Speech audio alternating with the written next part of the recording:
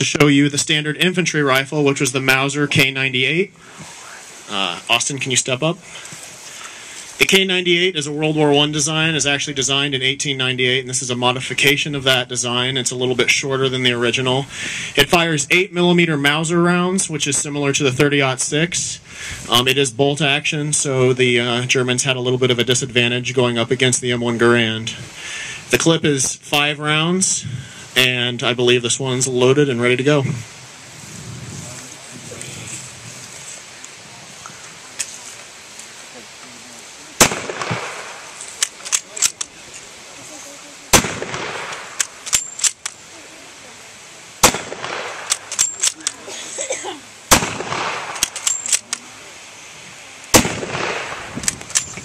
Now this is the same rifle that German snipers use, so with a scope it can be very accurate, but most infantry just had the standard rifle and iron sights.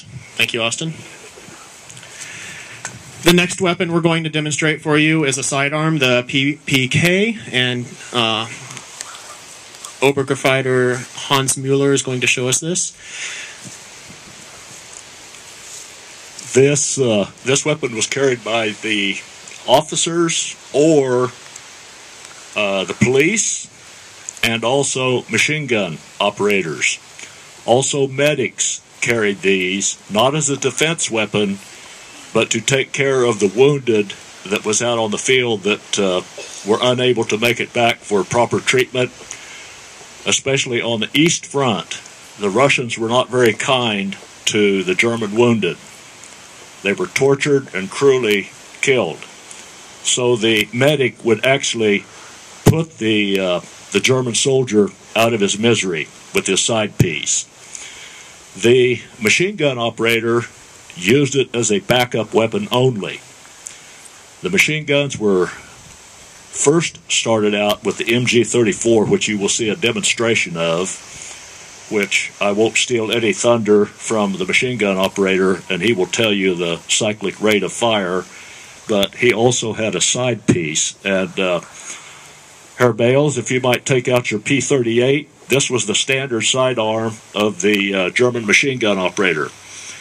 It was a 9mm semi-automatic pistol, and the pistol I'm carrying is the PPK. This is the same pistol that Adolf Hitler ended his life with, but it is only used if your machine gun should fail. If it fails in the field, then you have a backup weapon. It's not a powerful weapon. It came in 3 different sizes, a 32, a 380, and a 9mm. This particular one is a 6-round 9mm. And I could show you it's no thrill like a machine gun. I will be operating the MG42 behind the bunker and the sandbags. That machine gun was the second one developed in 1942 by the Germans. It was a stamped metal, quickly made, very cheaply made, but very effective. It had a cyclic fire rate of 1,500 rounds a minute. That was called Hitler's buzzsaw. It was an awesome, awesome weapon. Suppressive fire was enormous. Our troops had to have special training in films to say, don't be afraid of it, that its bark was worse than its bite. That wasn't true. That machine gun was used especially on Omaha Beach. If any of you saw the movie Saving Private Ryan, there were 80 of those on Omaha Beach alone. And if you figure 1,500 rounds a minute, and we were down there 4 to 8 hours, little reason to wonder why 4,000 Americans gave their life so we can sit here today and honor our veterans, which that's what we're here for today, is to honor our veterans and what they did. No matter which war they were in, we owe our freedom to our veterans. And there's one right there that's U.S. Army veteran. He's sitting on the front row. This is for you. The parade is for you today, and we thank you for what you did. We thank you for all the servicemen for what they did for our freedom.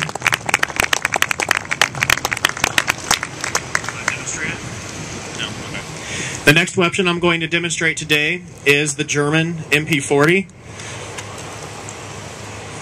This is a 9mm fully automatic submachine gun.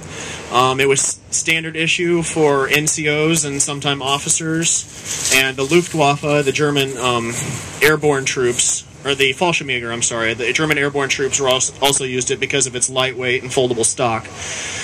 The clip is 9mm and it holds 32 rounds, and I'm going to demonstrate that for you now.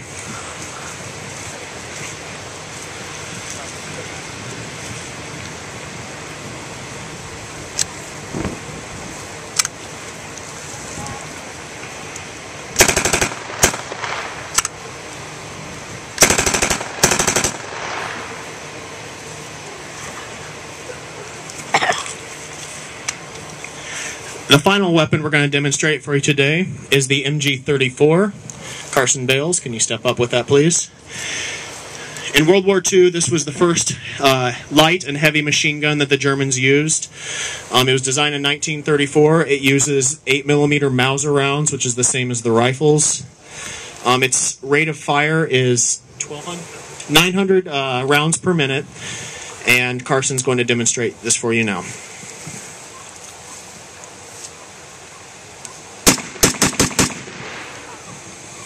Carson's version of the MG34 is semi-automatic fire, and the real MG34 had the option to fire semi-automatically, or you could flip and use the second trigger and fire fully automatic. So a lot of the times what the machine gunners would do was they'd pop off single rounds so it sounded like a rifle, and then when enemy troops came out, they'd open up fully automatic on them.